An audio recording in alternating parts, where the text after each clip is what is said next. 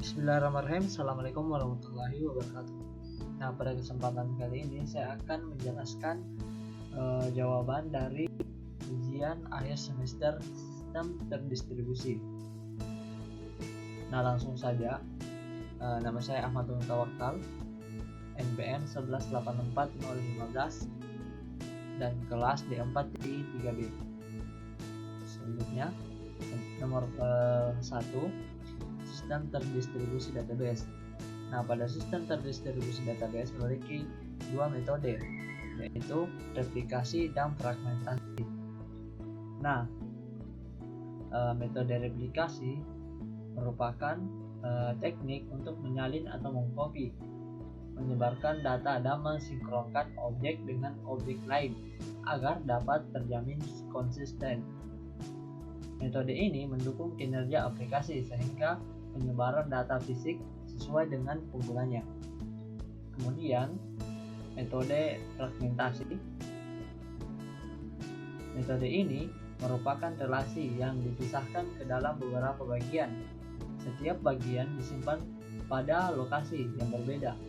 Fragmentasi data memisahkan data berdasarkan baris dan kolom, dan tiap-tiap fragmentasi disimpan pada site yang berbeda dalam suatu jaringan berbeda pula. Metode ini memiliki dua cara, yaitu horizontal dan vertikal. Fragmentasi. Nah, fragmentasi tadi sudah terbagi atas dua, yaitu horizontal dan vertikal. Yang pertama, horizontal.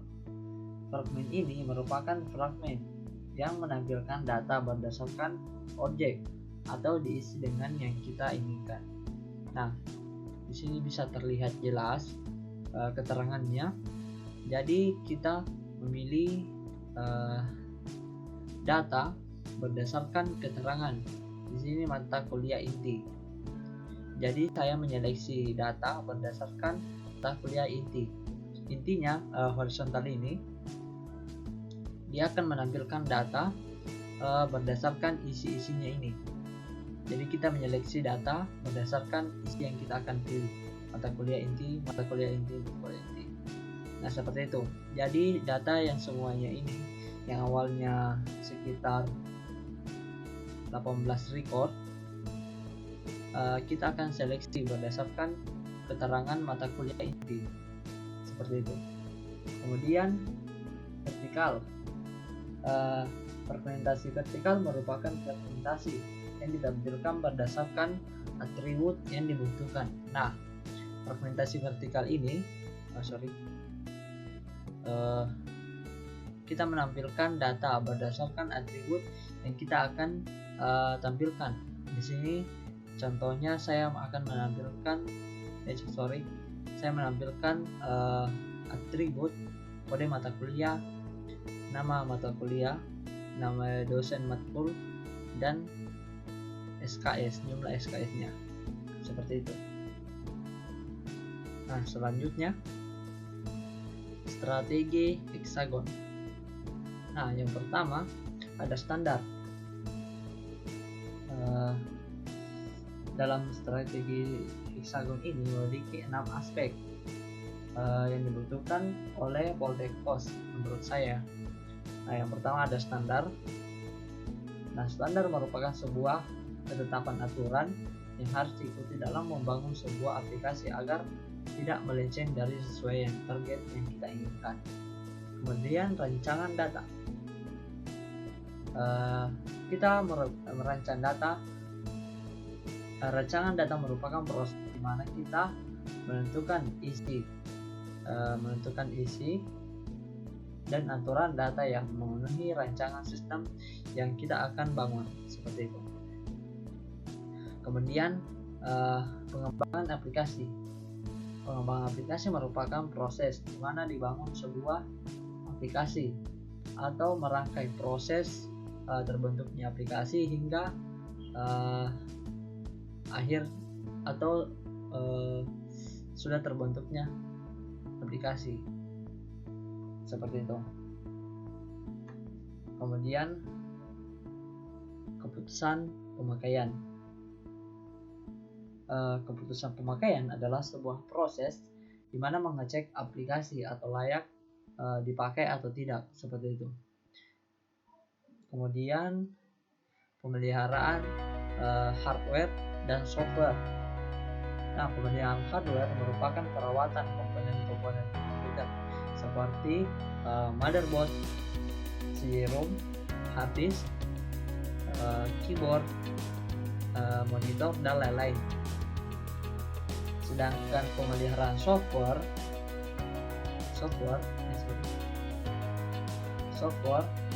merupakan pemeliharaan aplikasi atau software dalam komputer. Contohnya menghapus file-file yang tidak penting dan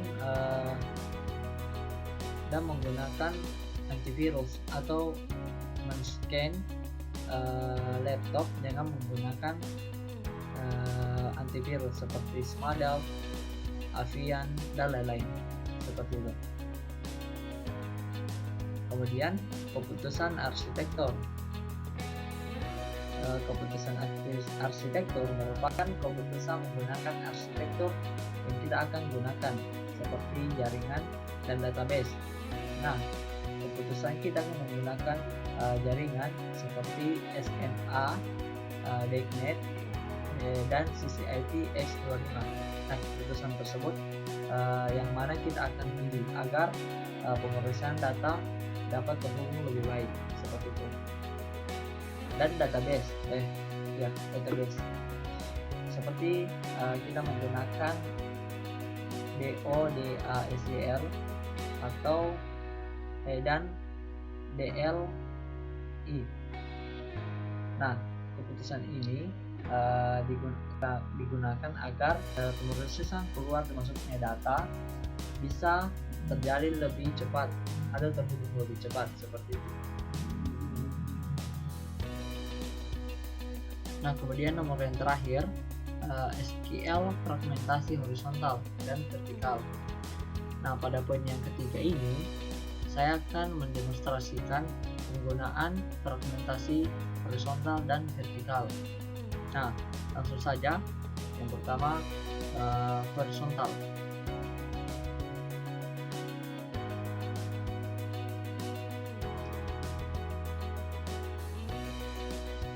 Nah, di sini memiliki beberapa poin, yaitu ada 3. Yang pertama, membuat view dengan nama tabelnya matkul 1, matkul 2, dan matkul 3. Matkul 1 ini berisi semua record matkul yang memiliki jumlah SKS 4. Kemudian matkul 2 berisi data yang mempunyai jumlah SKS lebih dari 2 dan bukan merupakan matkul inti. Kemudian matkul 3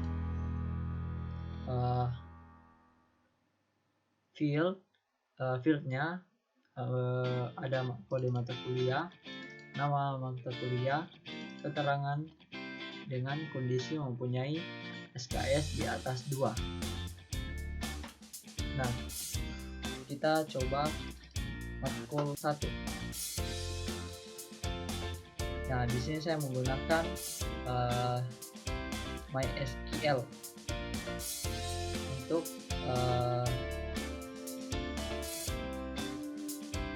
mendemonstrasikan penggunaan fragmentasi horizontal. Nah, yang pertama kita lihat dulu datanya. Nah, di sini di tabel mata kuliah terdapat atribut kode mata kuliah, nama mata kuliah, dosen, nama dosen, SKS, nama SKS, dan keterangan, seperti itu. Kemudian kita masuk ke SQL. Kemudian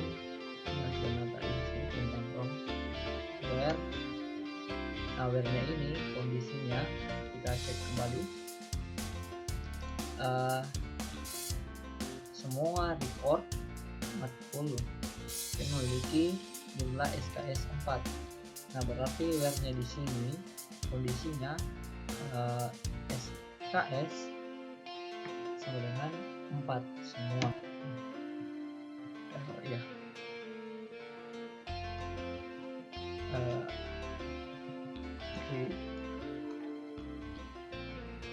View create view, kemudian nama view-nya apa? Itu tadi matkul _1.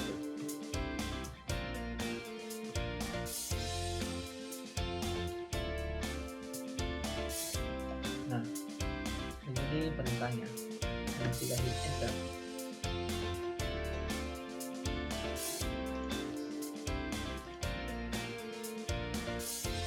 Nah, di sini matkul 1 sudah terbuat.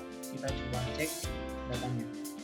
Nah, semua data yang SKS-nya 4 maka akan di sini terbentuk datanya, data view-nya, maka akan terbentuk seperti itu. Di sini yang pertama adalah algoritma, nama data view-nya, pemrograman 1, basis data, dan kecerdasan buatan. Kita coba cek lagi di tabel matkul yang memiliki 4 SKS dan mata kuliah apa aja.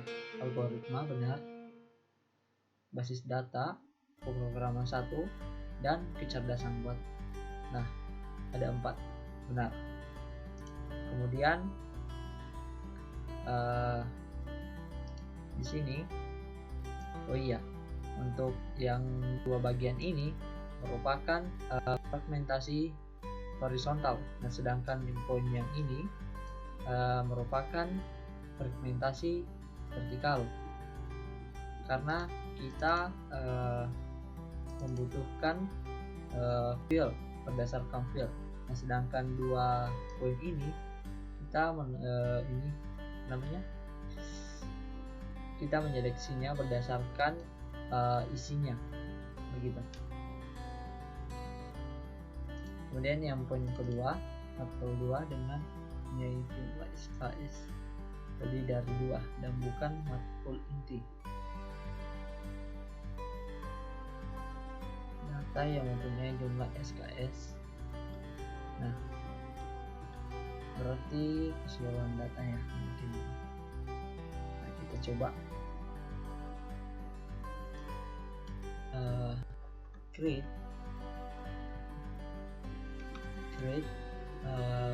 view, nama view-nya apa? Matkul _ 2, kemudian select bintang from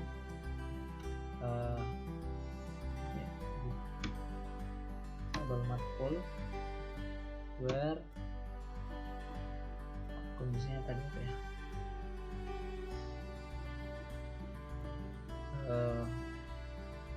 Iya, jumlah SKS lebih dari 2.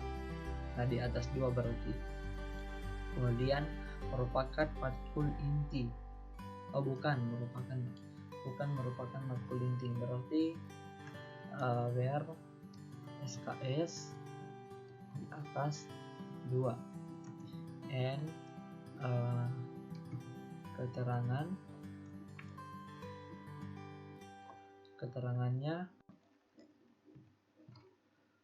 matkul umum, berarti ya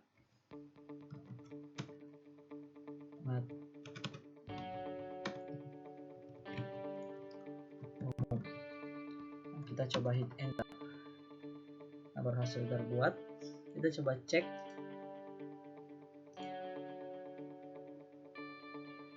Nah, di sini terdapat satu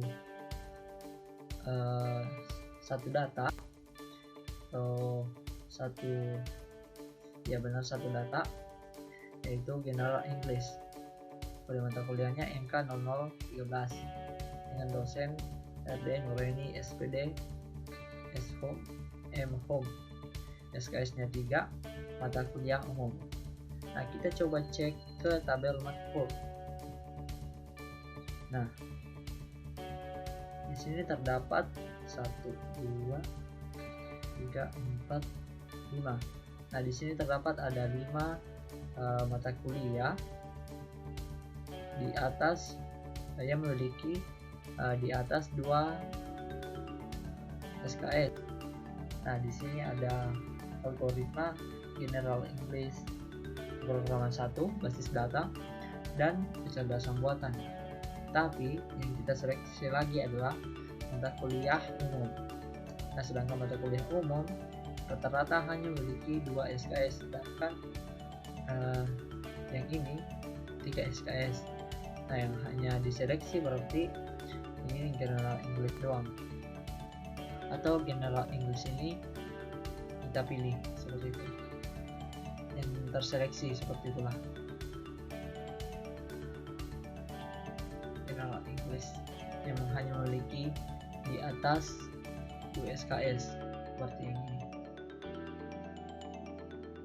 Sedangkan yang lain mata kuliah umum 1, 2, 3, 4 dan 3-nya ini cuman rata-rata 2 seperti itu. Nah, yang terakhir, kondisi yang terakhir, fragmentasi vertikal. Nah, fragmentasi vertikal ini yang terakhir, fragmentasi vertikal. Grid view, kemudian matkul underscore 3, mata kuliah underscore 3. Select, kita menyeleksi atribut atau fieldnya. Di sini kode mata kuliah, nama mata kuliah, dan keterangan. Kode mata kuliah, nama mata kuliah, dan keterangan. Kemudian kita pilih from tabel matkul where, kemudian kondisinya kita cek, coba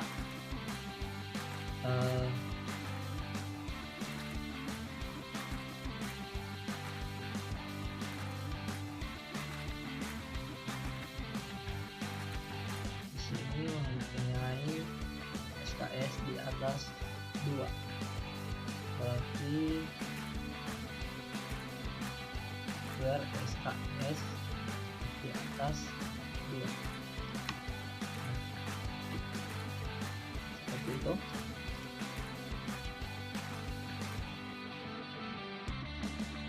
Nah, di sini sudah ada datanya, yaitu algoritma, general English, pemrograman 1, basis data, kecerdasan buatan. Nah, terdapat 5 data yang memiliki SKS di atas 2 seperti itu.